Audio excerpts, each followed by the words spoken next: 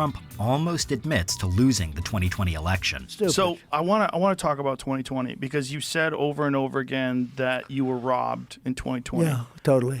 How do you think you were robbed? It was the question that was on everyone's mind. How is Rogan going to handle Trump's election denialism? From day one, the former president has maintained that he did not lose the election to President Biden, and very much in line with his other stances, that it was, quote, crooked and supposedly rigged against him. And I would bring in papers that you would not believe, so many different papers.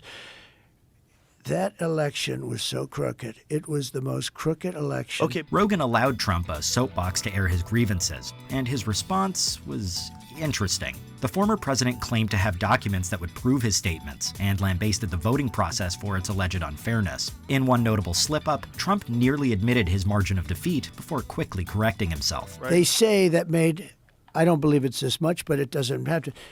I lost by I didn't lose, but they say I lost, Joe, they say I lost by 22,000 votes. Number 3, Trump attempts to score a Rogan endorsement. Do me a favor. Do you know Elon Musk? Yes. He endorsed me. By the way, he gave me the nicest endorsement, too. The tougher. He said, the country's going to fail. You should do the same thing, Joe, because you cannot be voting for Kamala. You kind of have to hand it to Trump. It was nothing short of incredibly bold to try and coax an endorsement out of Joe Rogan, live on his own podcast.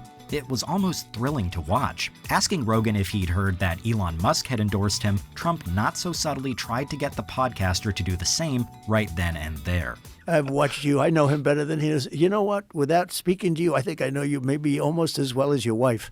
I have watched you for so many years. You're not a Kamala person. The former president expressed disbelief that Rogan could be a Harris voter and made a somewhat curious argument as to how they knew that Rogan would be in the pro-Trump camp. Rogan, to his credit, did not seem to acknowledge Trump's college try, laughing it off and encouraging the president to stay on track. Your weave is getting wide.